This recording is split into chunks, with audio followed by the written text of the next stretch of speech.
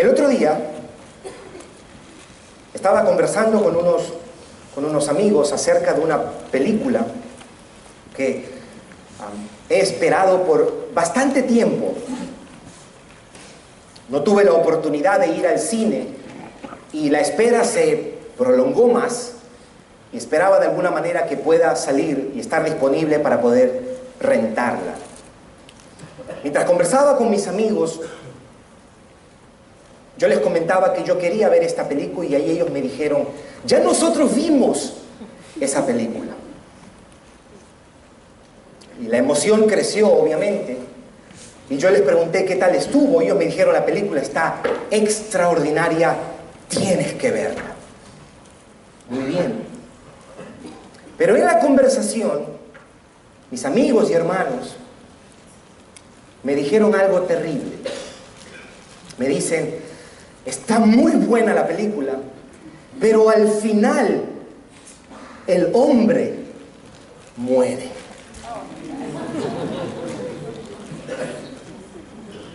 Usted sabe cómo me sentí, me imagino, ¿verdad? Porque si esa es la parte más importante de la película, ya la película no tiene sentido para mí. Algo parecido pasa en el Evangelio del apóstol Juan, el Evangelio de Juan. Si los 21 capítulos que componen este Evangelio postularía para un libreto o un script, un guión para una película, probablemente los directores dirían, no, esto no califica para eso, porque el Evangelio de Juan tiene una cosa en mente. El apóstol Juan, cuando escribe su Evangelio, tiene una cosa en mente, y lo dice al final también, y es demostrar que este Jesucristo es el Hijo de Dios, es Dios mismo. A diferencia de los otros evangelios, el apóstol Juan en su evangelio es el único que registra 7 veces cuando Jesús dice, yo soy, aludiendo a su divinidad, a su deidad. Pero Juan empieza con su argumento desde el primer capítulo, en el primer versículo de su evangelio. Él no prepara el ambiente, él no va incrementando la expectativa y va armando argumentos acerca de lo que Jesús predicó, las cosas que hacía, su omnisciencia, su poder a través de los milagros, para llegar al capítulo 21 casi como en un crescendo para decir, y entonces el argumento final de mi evangelio es que Jesucristo es Dios. Eso no hace Juan.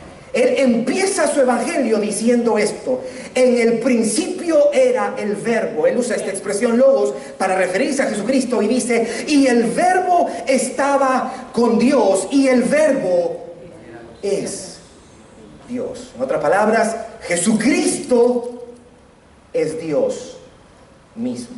Eso es lo que hace el apóstol Juan cuando él escribe su evangelio. Y en un sentido, guardando algunas distancias, es lo que el apóstol Pablo está haciendo en esta carta a los colosenses. Ha empezado los primeros 14 versículos haciendo un saludo a los colosenses y después orando por los colosenses.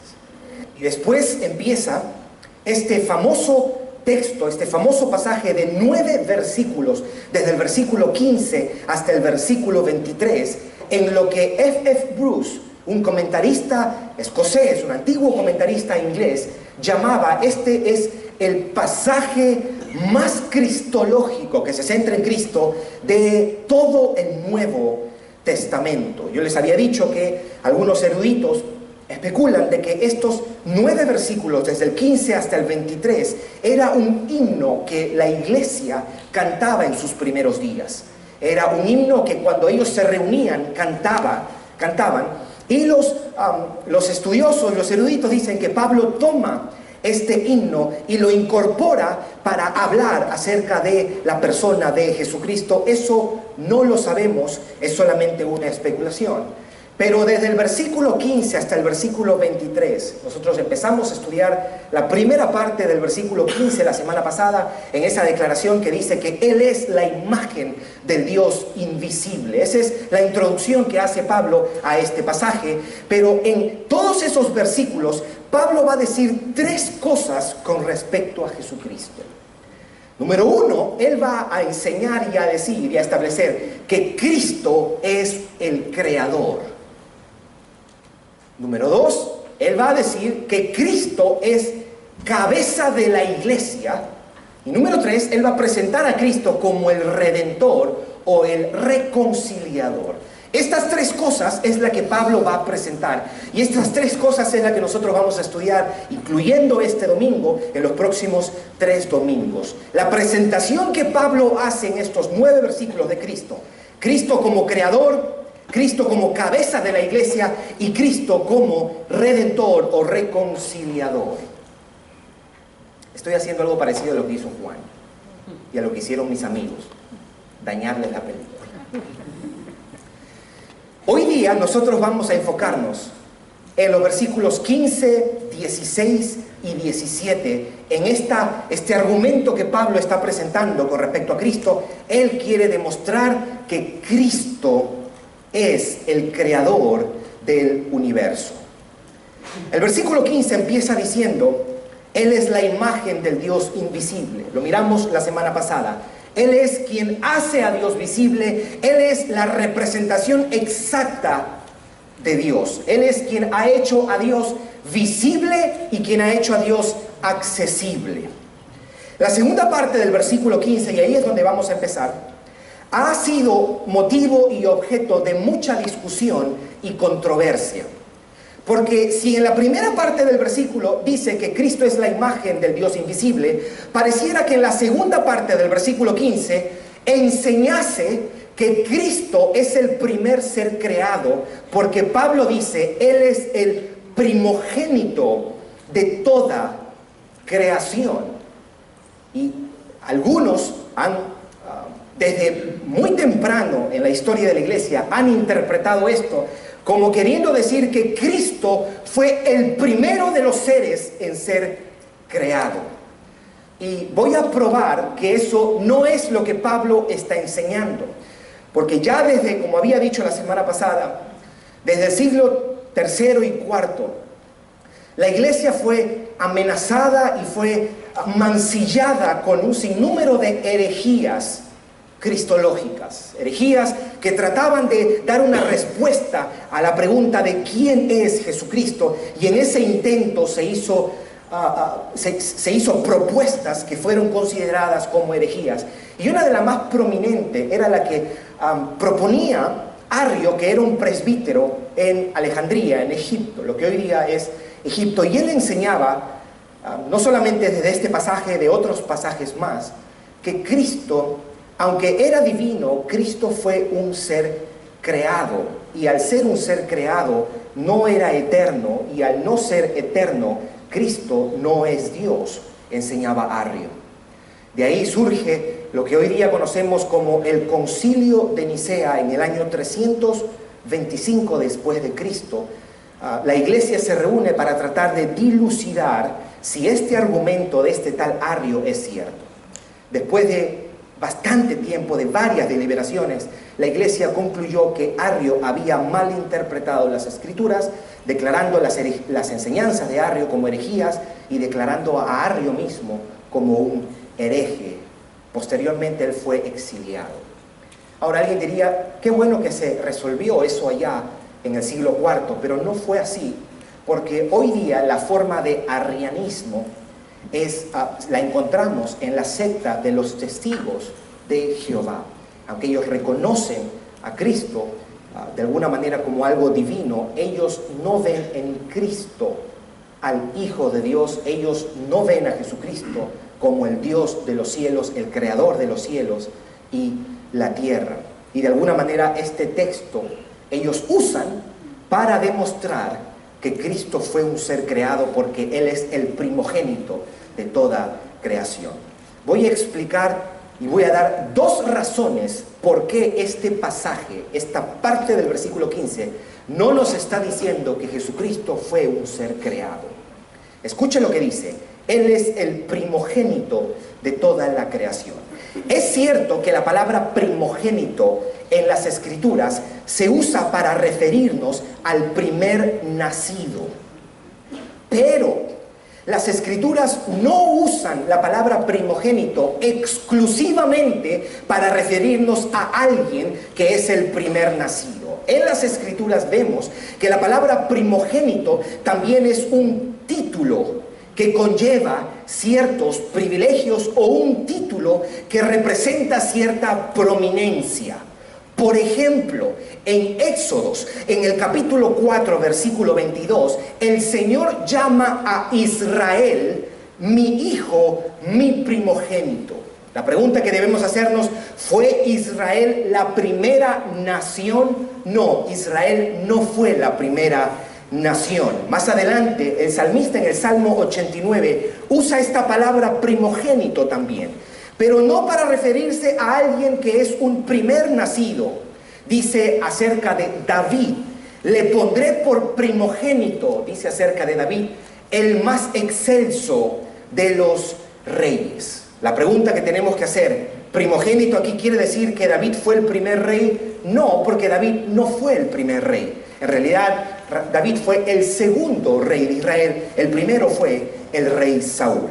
A la luz de esto, establecemos que decir primogénito no necesariamente quiere decir que es el primer nacido. Debemos enfocarnos en el otro uso que se le da. Es un título de prominencia que se le da, es de alguna manera una posición con ciertos privilegios que una persona recibía. Pero dije que iba a dar dos razones por qué es que el primogénito de toda creación no quiere decir que Cristo fue un ser creado. La segunda razón es que el mismo contexto refuta la idea de un Cristo como un ser creado. Los versículos 16 y 17, y esos son los dos versículos que vamos a estudiar en este día, en nuestra serie de mensajes a los colosenses. Versículo 16, sígalo conmigo, mire lo que dice: porque en Él fueron creadas todas las cosas. Y esa expresión "en Él" hace referencia en la esfera de Jesucristo, o presenta a Cristo como la fuente de la creación. De la misma manera lo decía Pablo a los romanos cuando él termina su exposición en el capítulo 11 del libro de Romanos. Él dice: porque de Él y por Él y para Él son todas las cosas, a Él sea la gloria por los siglos de los siglos. El versículo sigue diciendo, el versículo 16: porque en Él fueron creadas todas las cosas, las que hay en los cielos y las que hay en la tierra. En otras palabras, Cristo crea las cosas que están en el cielo y Cristo crea las cosas que están en la tierra. El mismo versículo 16 sigue abundando y dice: visibles e invisibles, queriendo decir, Cristo es creador de las cosas que se ven y de las cosas que no se ven. Sigue avanzando en su argumento y escuche lo que dice: sean tronos, sean dominios, sean principados, sean potestades, todo fue creado por medio de Él y para Él. Esta expresión o estas frases, sean tronos, sean dominios, sean principados, sean potestades, hace referencia al mundo angelical, queriendo decir que Cristo no solamente es el creador del universo que podemos ver y percibir, Cristo también es el creador del mundo que no podemos ver, el mundo angelical. Aún Cristo es el creador de los ángeles que no guardaron su dignidad. En otras palabras, Cristo es el creador también de aquellos ángeles que se rebelaron contra Dios, de los que hoy día conocemos como los demonios. Lo que Él está diciendo en este versículo 16 es que en Él fueron creadas, por Él fueron creadas y para Él fueron creadas. En Él, porque Él es la fuente de la creación; por Él, porque Él es el agente de la creación, Él crea; y para Él, porque Él es el objetivo de la creación. Todo fue creado en Él, por Él y para Él. Voy a dar una ilustración para que de una manera pueda entender esta idea de en Él, por Él y para Él. Digamos que usted tiene un amigo que está a punto de cumplir 50 años y usted dice, voy a hacerle una fiesta por sus 50 años. Y usted comienza a maquinar la idea, usted empieza a preparar todo en su mente, vamos a hacer esto, esto, lo otro. Después usted va y usted consigue a un amigo y usted le da todo el dinero para que ese amigo compre la comida, traiga la música, compre los regalos y traiga los adornos y las decoraciones. Y después viene el día donde se celebra la fiesta para su amigo. Bueno, en esta analogía, Cristo es el que idea todo y Él es la fuente de todo. Cristo es el que prepara la fiesta y Cristo es el objeto de la fiesta, o la fiesta es para Él. ¿Se entendió? Cristo es la fuente, Cristo es el agente y Cristo es el objetivo de la creación. En Él fueron creadas todas las cosas, las que están en los cielos y en la tierra, visibles e invisibles, sean tronos, principados, dominios, potestades. Todo fue creado por medio de Él y todo fue hecho para Él. Vamos a leer Juan capítulo 1, en el versículo 1 al 3. Casi de alguna manera Él está estableciendo lo mismo que está diciendo el apóstol Pablo. Juan capítulo 1, en el versículo 1 hasta el versículo 3. Debo decir que la secta de los testigos de Jehová hace un cambio intencional, deliberado, malicioso, al añadir un artículo a esta palabra Dios para querer sustentar su posición y enseñar de que Cristo es un Dios. Pero el texto griego es muy claro y no deja lugar a dudas. Tanto la Biblia de las Américas como la Reina Valera de 60 lo traducen de esta manera. Dice, en el principio era el Verbo, y el Verbo era con Dios, y el Verbo era Dios. Versículo 2. Este Verbo, Jesucristo, era en el principio con Dios. En otras palabras, estaba con Dios desde el principio. Versículo 3. Todas las cosas por Él fueron hechas. ¿Por medio de quién? Por medio del Verbo. Y después dice, y sin Él, nada de lo que ha sido hecho fue hecho. Lo que esta segunda parte del versículo 3 quiere decir es que todas aquellas cosas que están en la categoría de creación fueron hechas por Jesucristo. ¿Se entendió? Es lo que está diciendo Pablo aquí, y lo que está diciendo Juan es que Cristo es el creador. Todo fue hecho por medio de Él, por Él y para Él. Este universo es de nuestro Dios y creador.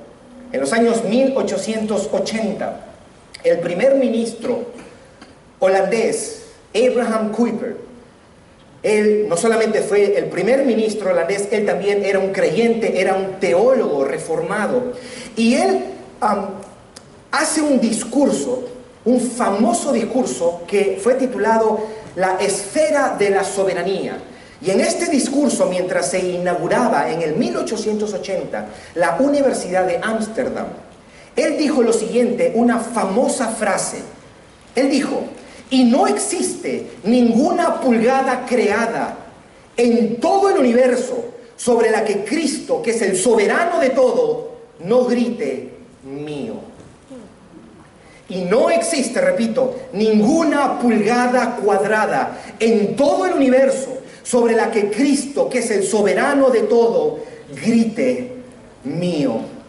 Cristo tiene un lugar prominente sobre el mundo porque Él es el creador del mundo. La razón por la cual Pablo le llama el primogénito de toda creación es porque Él tiene el título, con esos privilegios sobre esta creación, tiene prominencia, tiene autoridad sobre la creación porque Él es el creador de los cielos y la tierra. Versículo 17 de Colosenses capítulo 1 dice, y Él es antes de todas las cosas. Es casi lo mismo que ha dicho Juan en Juan 1, versículo 1, que Él era el principio con Dios.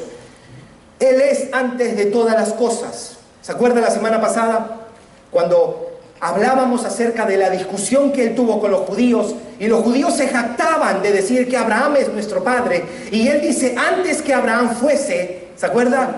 Yo soy, dijo Jesucristo. La versión de la Biblia de las Américas traduce ese versículo de la siguiente manera. Dice, antes que Abraham naciese, yo soy. Esto está hablando de la eternidad, del creador de la eternidad de Jesucristo. Pero preste atención a esta segunda parte del versículo 17.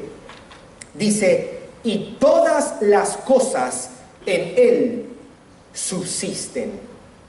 Está hablando de Cristo. Él no solamente es quien crea el mundo, versículo 17 nos está diciendo ahora que todas las cosas en Él subsisten, o podemos decirlo de otra manera, por medio de Él todas las cosas mantienen y conservan su existencia. ¿Por qué es importante hoy más que nunca afirmar de que Dios es el quien sostiene la creación? Primordialmente por esta postura filosófica que empezó al final de los años 1700, llamada el deísmo. El deísmo es una creencia filosófica que fue de alguna manera endosada por Thomas Paine. Thomas Paine fue un filósofo americano que escribió un libro en el año 1794 que él llamó La Edad de la Razón. Y este libro, que se considera pues el argumento y la fuente para esta postura deísta, tenía algunos postulados básicos. Thomas Paine, en su libro, establece que Dios existe. Él no es un ateo, él no niega la existencia de Dios. El deísmo establece y cree que hay un Dios. Ellos van más allá aún de decir que Dios no solamente existe, sino que Dios es el creador del mundo. Pero, dice esta postura, que Dios, una vez creó el universo, lo dejó funcionando solo. Dios no participa, Dios no interviene, Dios no interfiere en la creación. Esa es la postura deísta. ¿Y sabe qué, mis hermanos? Si nosotros afirmamos que Dios es el creador de los cielos y la tierra, pero nos quedamos cortos en afirmar que Él es quien sustenta la creación, sería terrible para nosotros, porque eso significaría que Dios nos habría abandonado y estaríamos sujetos a las leyes de la naturaleza, estaríamos a la merced del destino, o sabrá Dios qué cosa. El escritor de Hebreos capítulo 1, en el versículo 1 al 3, de alguna manera usando distintas palabras, establece exactamente lo mismo que el apóstol Pablo ha dicho en Colosenses capítulo 1. Hebreos capítulo 1, en el versículo 1 al 3, escuche lo que dice. Dios, habiendo hablado muchas veces y de muchas maneras en otro tiempo a los padres por los profetas, queriendo decir que la manera como Dios se comunicaba anteriormente fue a través de los profetas. Versículo 2, la comunicación sigue, pero la manera como Dios se comunica ha cambiado y ha mejorado. Versículo 2 dice, en estos postreros días nos ha hablado por el Hijo, queriendo decir que la última, la mejor y más completa revelación de Dios ha venido en la persona de su Hijo Jesucristo. No necesitamos otras formas de comunicación. Dios se ha comunicado a través de sus hijos y eso lo ha revelado en su palabra. Sigue hablando acerca del Hijo. En el versículo 2 dice, a quien constituyó heredero de todo y por quien asimismo, ¿qué dice ahí? Hizo el universo. Queriendo decir que el Hijo es el agente de la creación. Versículo 3, el cual, siendo el resplandor de su gloria y la imagen misma de su sustancia, y escuche esta última parte, y quien sustenta todas las cosas con la palabra de su poder. Lo que el escritor de Hebreos nos está diciendo es exactamente lo que Pablo le ha dicho a los colosenses. Él es quien hizo el universo, pero no solamente lo hizo y lo dejó a un lado. No como el relojero que hace un reloj, le da cuerda y lo deja funcionando. No, el escritor de Hebreos está diciendo que Cristo, el Dios hecho hombre, no solamente creó el universo, también sustenta el universo y lo hace, dice este versículo, a través de la palabra de su poder. Esta palabra sustentar, que acabamos de leer en Hebreos, quiere decir llevar, traer, poner. Cristo sostiene su creación, todas las cosas en Él subsiste, Él dispone de su creación porque fue hecho en Él, fue hecho por Él y fue hecho para Él. Para los escritores de la Biblia, estas dos nociones no se separaban. Ellos, cuando entendían a un Dios creador, también entendían de un Dios sustentador del universo. Ellos no solamente miraban al Dios creador y hacedor de los cielos, ellos miraban a quien preservaba los cielos y la tierra. El salmista en el Salmo 33 dice en el versículo 6, por la palabra de Jehová fueron hechos los cielos. Allí establece a Dios como creador. En el versículo 10 dice, y Jehová hace nulo el consejo de las naciones. Jehová hace nulo en el tiempo el consejo de las naciones. En otras palabras, no solamente hace, sino también interviene. En el Salmo 104 el salmista decía, el Señor fundó la tierra. Y en el versículo 10 dice, tú eres quien envía las lluvias y tú eres quien riega los montes. Para los escritores bíblicos, Dios era creador y Dios también era sustentador y preservador.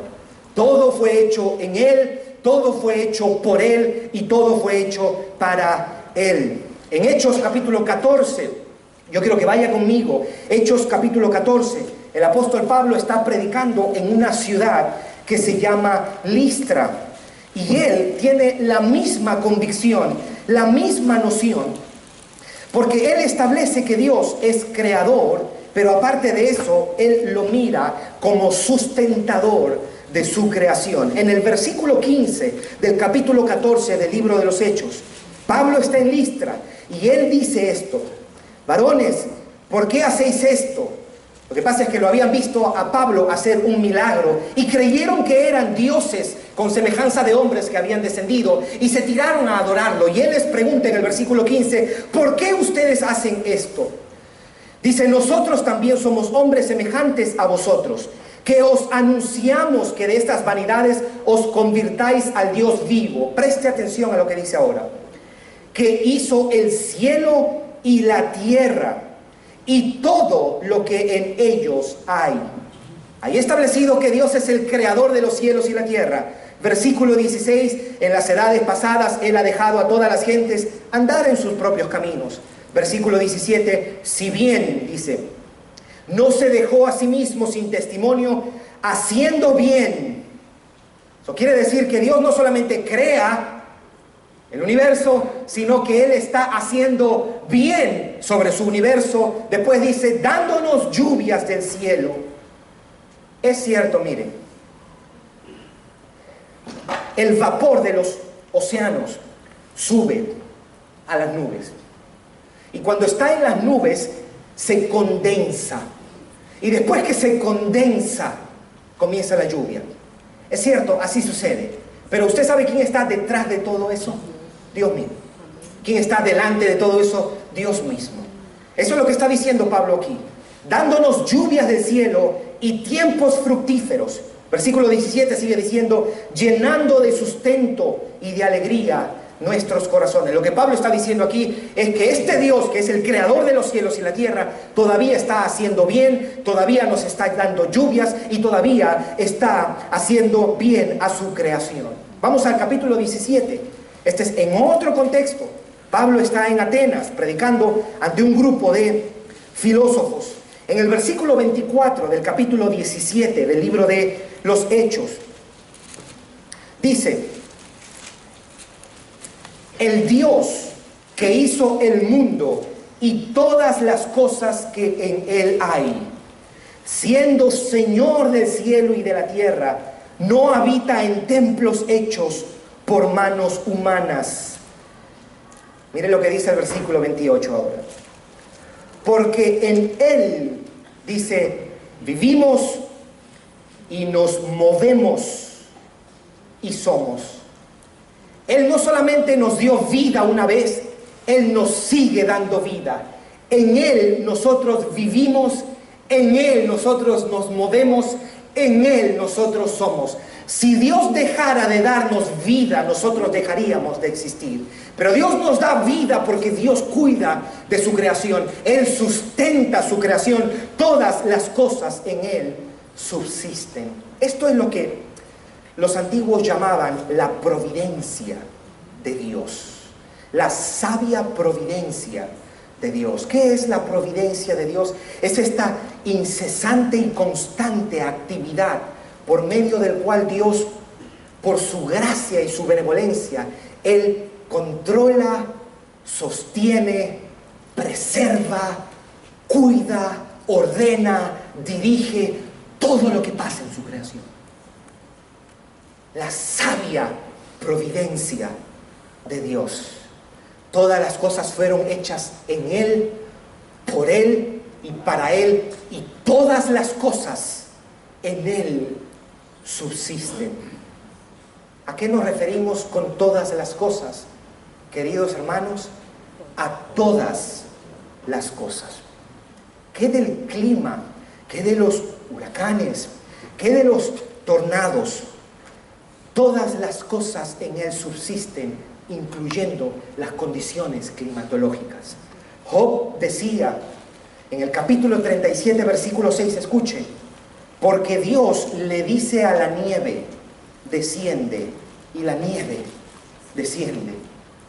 Dios le dice a la lluvia, cae, y la lluvia cae. Jesús le dijo a sus discípulos que Dios es quien hace salir su sol sobre malos y sobre buenos.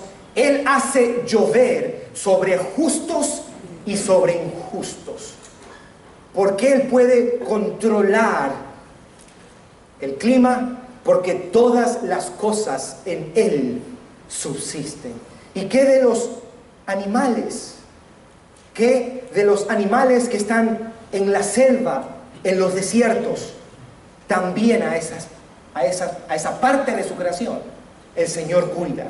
El Salmo 104 dice que todos los animales esperan en ti para que tú les des su comida a tiempo. Les das y recogen. Abres tus manos y ellas se sacian de bien. Si escondes tu rostro, se turban. Si le quitas el hálito o la respiración, dejan de ser.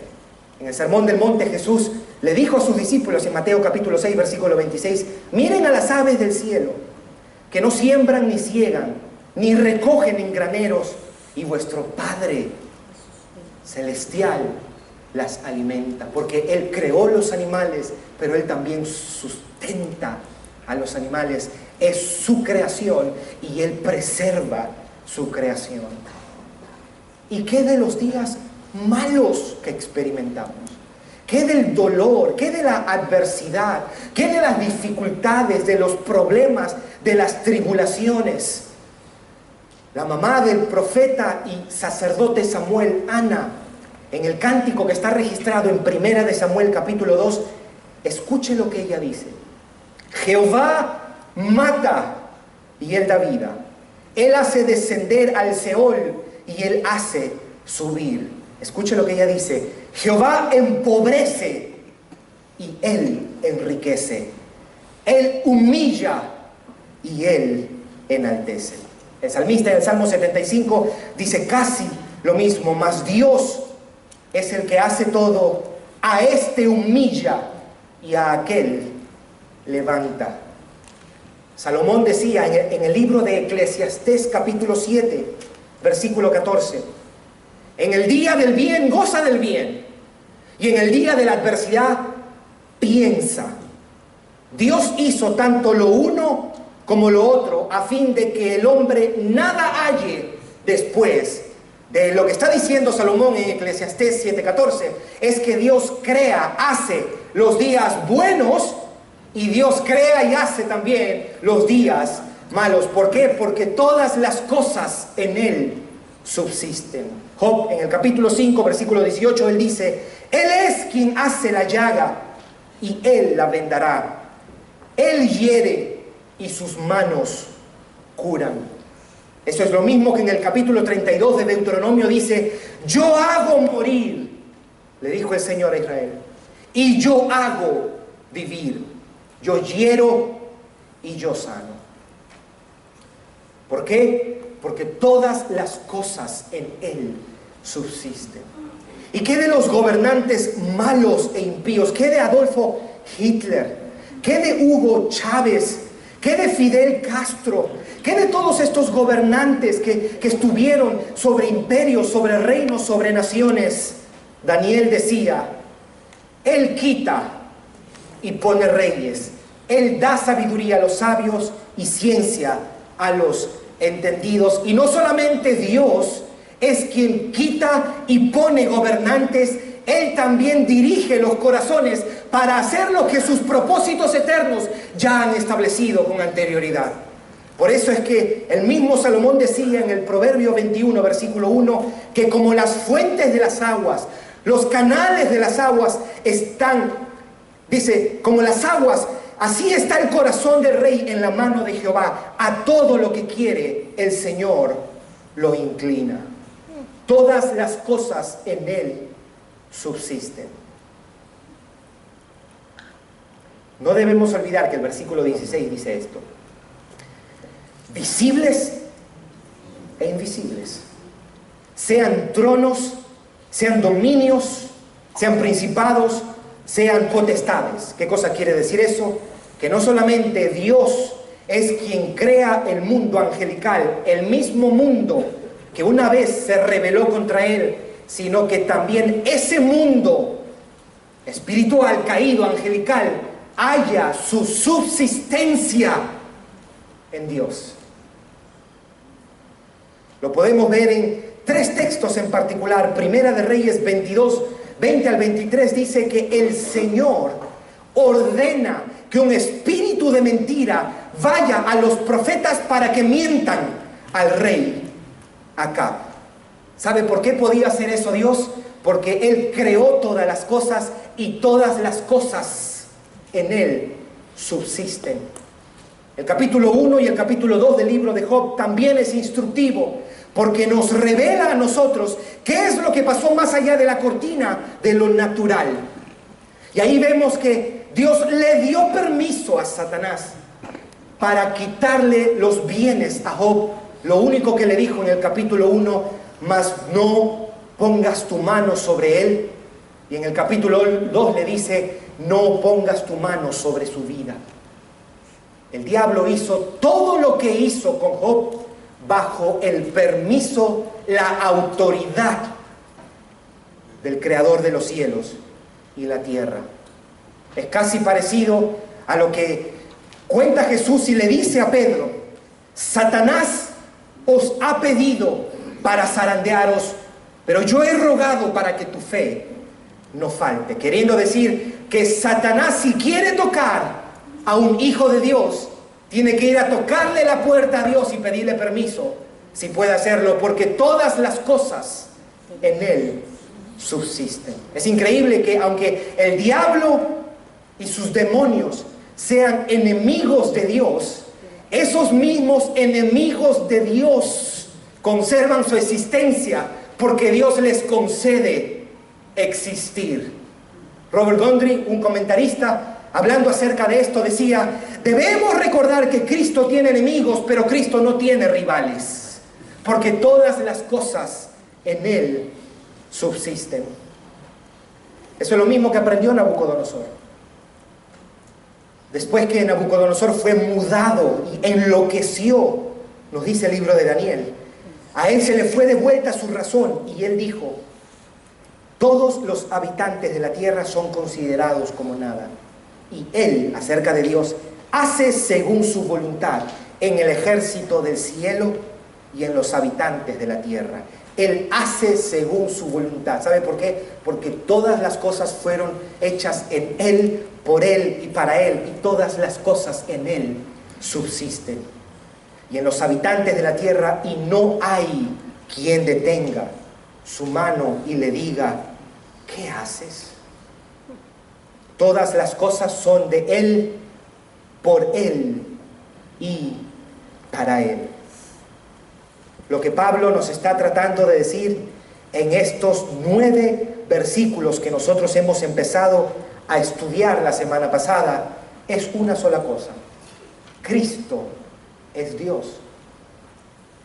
Cristo es creador y Cristo es preservador de su creación. Un pastor de Jacksonville dice: el cristianismo se debe resumir en 7 palabras. El cristianismo es Cristo y Cristo es Dios. Eso es lo que Pablo nos está tratando de decir. Eso es lo que el autor de Hebreos en el capítulo 1 nos está tratando de decir. Eso es lo que Juan quiso explicar y exponer cuando él escribió su evangelio. Cristo es creador. ¿Cómo nos sirve esto a nosotros?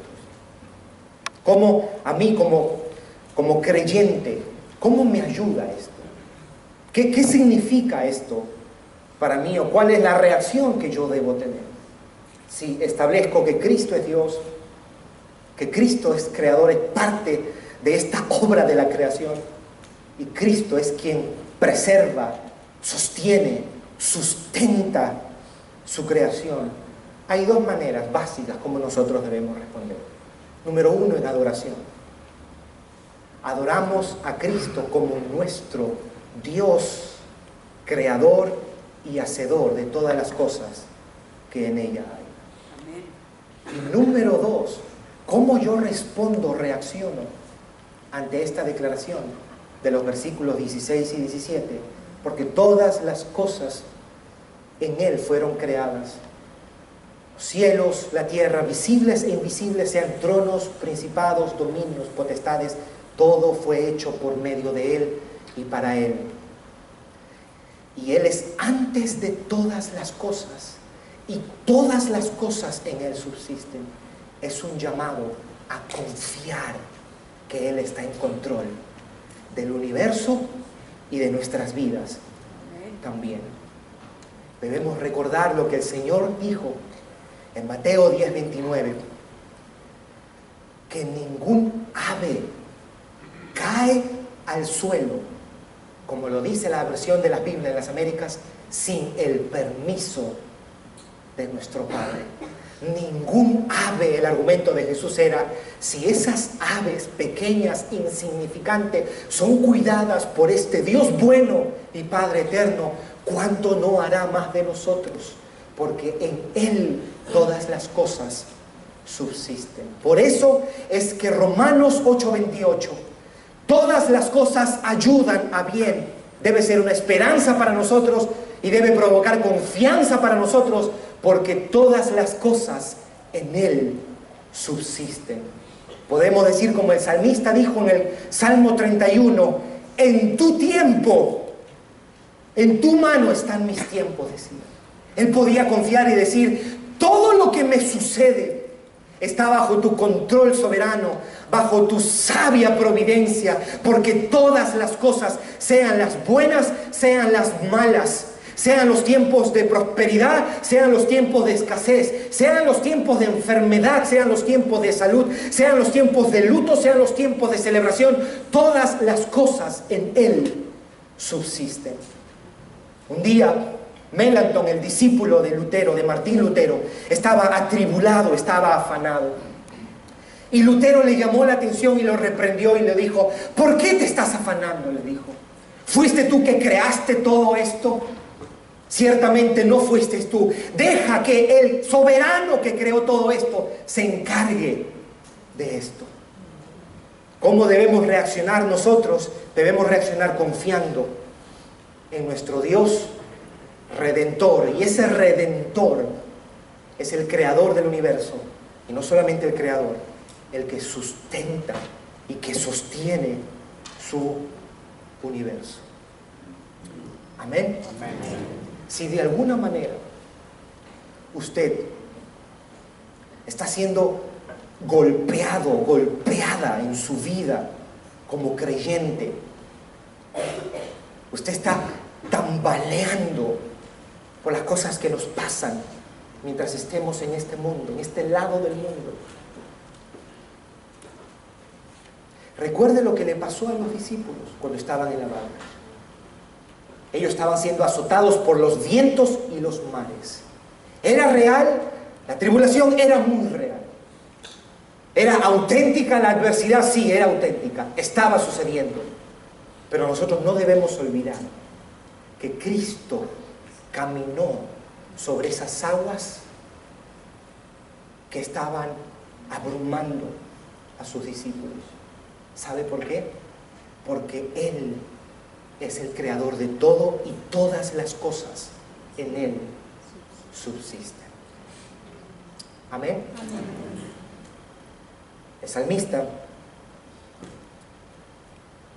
en el Salmo 121, él dice, este conocido y precioso salmo: alzaré mis ojos a los montes. ¿De dónde vendrá mi socorro? Y él mismo responde: mi socorro viene de Jehová, que hizo los cielos y la tierra. Pero él no se quedó allí, porque él sabía que su Dios no solamente creó los cielos y la tierra, sino que Él sustenta los cielos y la tierra y sustenta su vida. Él no dará tu pie al resbaladero. Él no se dormirá. He aquí, no se adormecerá ni dormirá el que guarda a Israel. Jehová es tu guardador. Jehová es tu sombra a tu mano derecha. El sol no te fatigará de día, ni la luna de noche. Jehová te guardará de todo mal. Jehová guardará tu alma.